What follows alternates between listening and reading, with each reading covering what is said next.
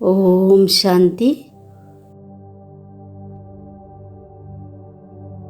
സദാ പുണ്യത്തിൻ്റെ കണക്ക് ശേഖരിക്കുകയും മറ്റുള്ളവരെ കൊണ്ട് ശേഖരിപ്പിക്കുകയും ചെയ്യുന്ന മാസ്റ്റർ ശിക്ഷകനായി ഭവിക്കട്ടെ. നാം മാസ്റ്റർ ശിക്ഷകനാണ്. മാസ്റ്റർ എന്ന് പറയുന്നതിലൂടെ ബാബയുടെ ഓർമ്മ സ്വതവേ വരുന്നു. സൃഷ്ടിക്കുന്നവരുടെ ഓർമ്മ വരുന്നതിലൂടെ സ്വയം നിമിത്തമാണ് എന്ന സ്മൃതി നാച്ചുറലാകുന്നു. ഈ വിശേഷ സ്മൃതിയിലിരിക്കുക നാം പുണ്യ ആത്മാവാണ്. പുണ്യത്തിൻ്റെ അക്കൗണ്ട് ശേഖരിക്കുക, മറ്റുള്ളവരെ കൊണ്ടും ശേഖരിപ്പിക്കുക. ഇതും തന്നെ വിശേഷ സേവനമാണ്. പുണ്യ ആത്മാ പാപത്തിൻ്റെ 1% സങ്കല്പം പോലും ചെയ്യാൻ സാധ്യമല്ല.